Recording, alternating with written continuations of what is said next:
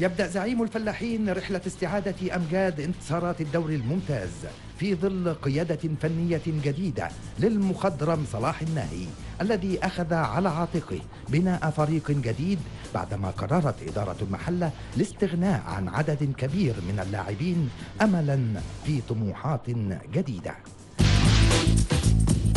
كان موجود 9 لاعبين فقط من الفريق اللي كان بيلعب الاخر سنه اللي هو الموسم الماضي اللي صعد الدوري الممتاز، فكان علينا ان احنا لازم نكون فريق جديد في اسرع وقت ممكن، خصوصا ان احنا اخر نادي في انديه الدوري الممتاز اللي بدا فتره الاعداد لعدم اكتمال الفريق، فكنا بنشتغل على قدم وساق كل يوم، وكنا في رمضان وانت عارف الوقت في رمضان بيبقى صعب شويه، ومع ذلك ربنا وفقنا وجبنا عدد كبير من اللاعبين.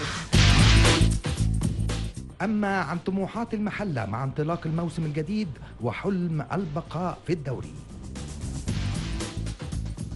السياسه اللي اتبعها قطع الستار مع اداره النادي من اول الموسم ان ما فيش تفريط في اي لعيب قديم، كانت اكبر دليل على ان احنا عايزين نكون موجودين في وسط على الاقل من السادس للاول، اللي هو المكان الطبيعي اللي يليق بنادي غزل المحله.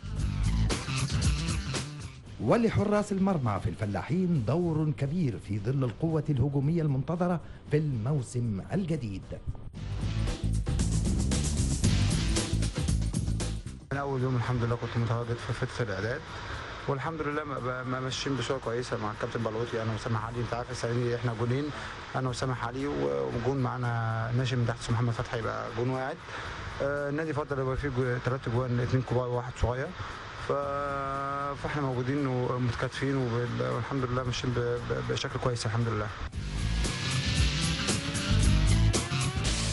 ولا شك أن زعيم الفلاحين قد عانى من بعض المشاكل والأزمات أثناء فترة الإعداد. بدايتنا كانت يمكن كانت متأخرة شوية طبعا مع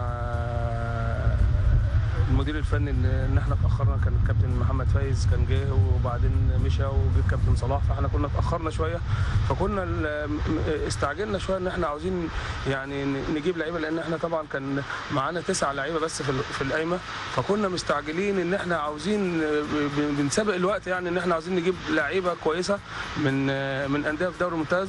لكن اعتقد ان احنا جبنا بعض اللعيبه يمكن مش اسامي معروفه، لكن انا بقول ان شاء الله انها هتبقى لعيبه مبشره ان شاء الله، وهتبقى نجوم ان شاء الله، والناس كلها تتكلم عليهم باذن الله.